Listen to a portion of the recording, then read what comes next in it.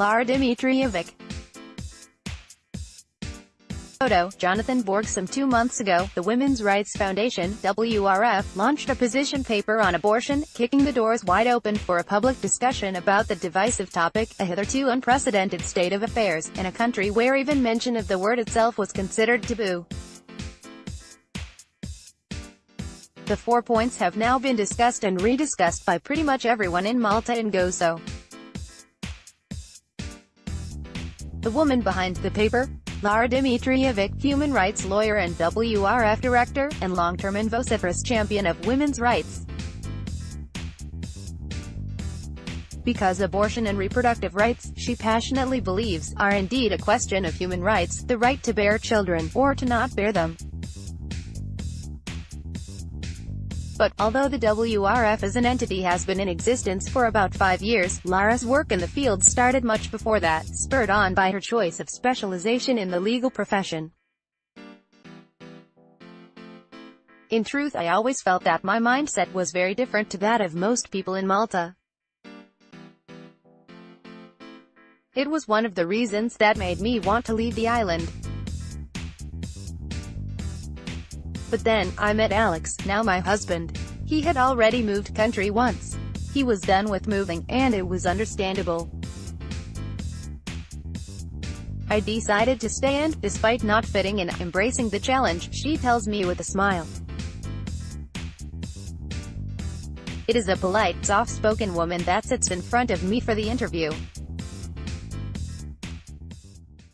Certainly, not the face of a murderer, as the voices spearheading the pro-life lobby would have us believe. Good humor shines through in her demeanor.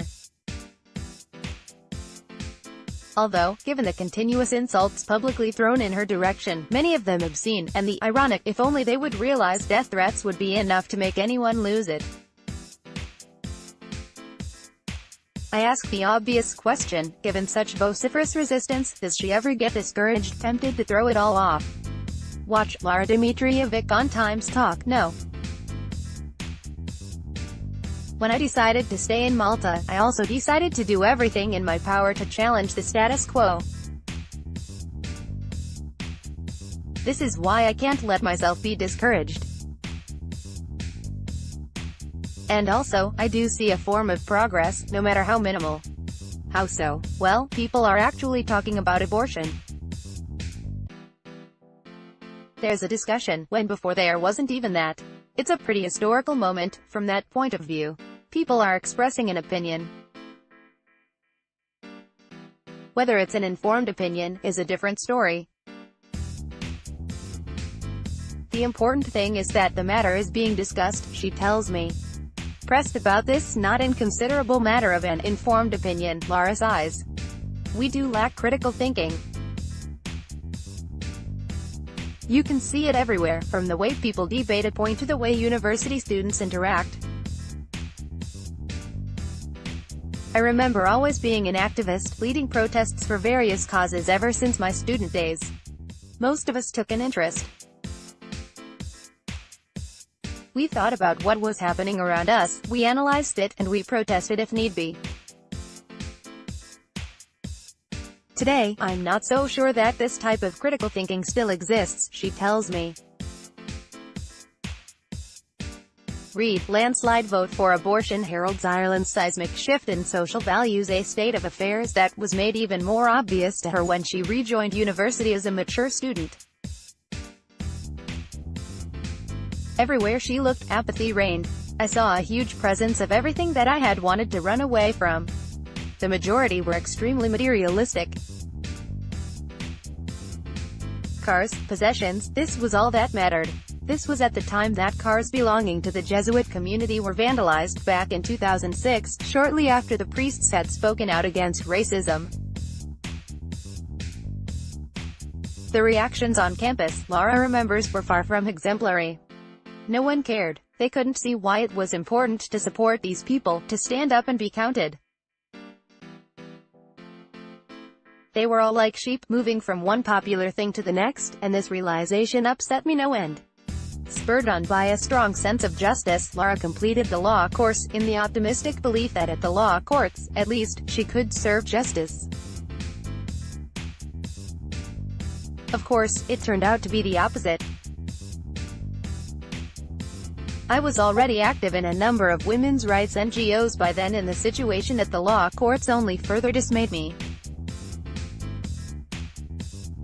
The gender imbalance was huge, with women being grossly disadvantaged. And I could also see that most existing NGOs were not really doing enough, the lawyer reminisces.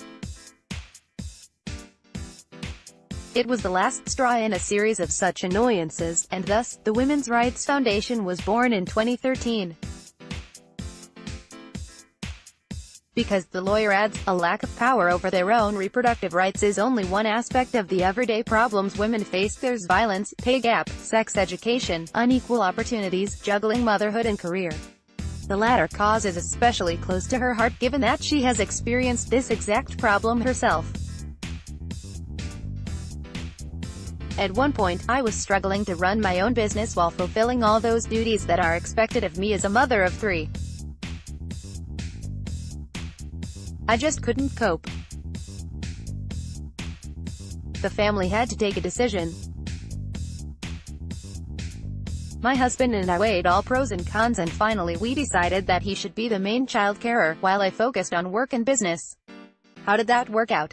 Very well, it turns out. At first I struggled, and still kept trying to do everything.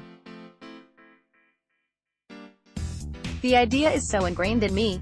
Then Alex kept reminding me that I didn't need to, and we gradually got into a new routine. Nowadays, the children are used to it, as it's what they know. They don't think there's anything odd about it. Malta fares very badly when it comes to women in time, as in the time that women have for themselves. Their responsibilities have not yet shifted to sharing. Ever since my husband took over that side of things, the difference in our quality time together as a family has been incredible, she says. So what is the cause of the problem? Is this an infrastructure, government issue? Or does it stem deeper? Lara believes that it's not necessarily a problem with the legal framework. We do have a number of facilities in place to help mothers manage work and parental duties. This is not to say that it's the ideal situation. Do we really want to institutionalize our kids within a preschool setting, for want of a better verb, so early on in life? I think we might see repercussions to this later on.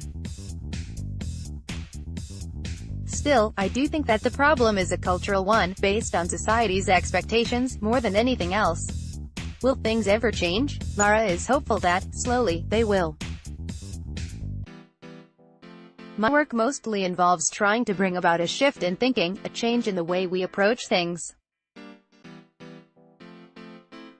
As a country, we have gone through great changes, some of them too fast, maybe, but here we are. We did it. The same can be extended to other issues, she tells me. The discourse, she adds, is currently very much focused on the new IVF legislation, as is to be expected. After that is done and dusted, the abortion issue needs to be picked up again. It is important for Maltese women. The WRF's position paper was also heavily inspired by the recent rise in STDs in our country, especially among adolescents. Our teenage pregnancy rate is also through the roof. All this is very alarming, especially as mother to a teenage daughter. The stories she tells me about things she hears at junior college, how casually other students confide that they picked up an STD. Clearly, something is very wrong. How does abortion fit in all this? The issue, Lara believes, cannot be approached in a vacuum. On the contrary, abortion rights are the very last link in a long chain that includes sex education and access to contraception. Sex education needs to be objective and science-based. We can't keep on feeding our children ineffective lies, like abstention. We have seen that it doesn't work. Harping on that is irresponsible. Lara also believes in the value of a sex education that starts off at a very young age. She mentions Norway as an example, where school children are given the facts at a very young age, including, famously, through a state-funded TV series, and where teenagers become sexually active at a much later age than Malta. The facts speak for themselves. We need to act now, or we are guilty of doing a disservice to the younger generations of women. Lara concludes. This interview was first published on the Sunday Circle magazine.